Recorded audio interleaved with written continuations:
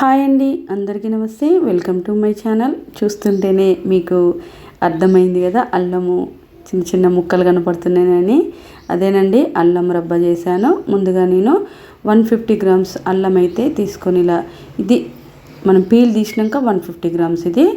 So చిన్న చిన్న ముక్కలుగా కట్ చేసుకొని మిక్సీకి అయితే వేసుకోవాలి. అలాగే 150 గ్రామ్స్ షుగర్ కూడా తీసుకొని మిక్సీలో వేసుకున్నాను. కొంచెం కచ్చాపచ్చా రావాలనుకుంటే ముందుగానే మా అల్లాన్ని పట్టేసుకొని పక్కన పెట్టుకోండి. ఇప్పుడు బెల్లం కూడా 150 గ్రామ్స్ తీసుకున్నాను.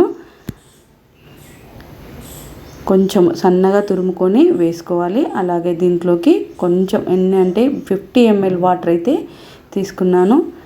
50 ml వాటర్ అయితే కరెక్ట్గా సరిపోతుంది. ఇంత కలిపి అయితే వైన్ పేస్ట్ లాగా పట్టేసుకున్నాను. చూస్తున్నారు కదా, మీకు కచ్చాపచ్చా రావాలని అనుకుంటే ముందుగా అల్లాన్ని పట్టుకొని తర్వాత బెల్లము షుగరు మిక్సీ పట్టుకుంటే సరిపోతుంది.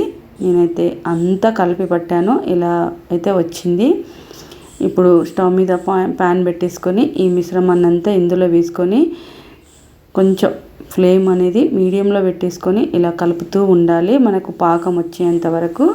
ఇప్పుడు దీనిలోకి కొంచెం చిటికెడు సాల్ట్ను కొంచెం ఇలాచి పౌడర్ వేసుకోవాలి. క్లిప్పింగ్ మిస్ అయిపోయింది. చూస్తున్నారు కదా, పాకం అయితే మంచిగా ఉండలాగా ఇలా వస్తేనే మనకు అల్లం రబ్బ అనేది పర్ఫెక్ట్గా వస్తుంది.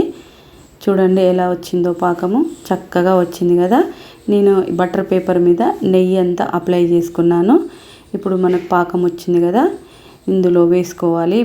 ఈ బటర్ పేపర్ మీద ఇదంతా ఇలా వేసుకొని ఈవెన్గా ఇలా అనుకోవాలి. ఇది బటర్ పేపర్ లేకపోయినా కూడా మనం ప్లేట్లు ఉంటాయి కదా, ఆ ప్లేట్లలో కొంచెం నెయ్యి రాసుకొని వేసుకుంటే సరిపోద్ది. కొంచెం ఆరిన తర్వాత ఇలా గీట్లు అయితే పెట్టేసుకోవాలి.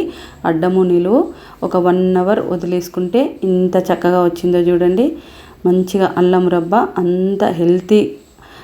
బెల్లము అల్లము హెల్తీ కదా, చిన్న వాళ్ళకైనా పెద్ద వాళ్ళకైనా దగ్గు వచ్చినా జలుబు వచ్చినా పైత్యం చేసినా కూడా అల్లం రబ్బ రోజుకోటి తింటే కొంచెమైనా కూడా మనకు ఉపశమనం అయితే ఇస్తుంది కదా.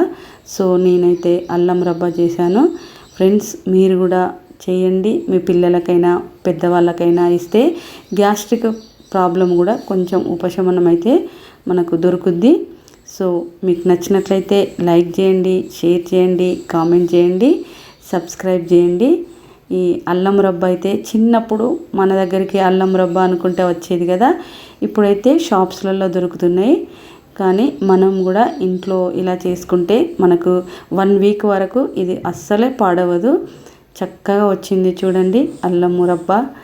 అల్లము బెల్లము కలిపితే అల్లం రబ్బ కదా. సో నేనైతే ఒక 1 వీక్ సరిపడా ఈ అల్లం రబ్బ అయితే చేశాను.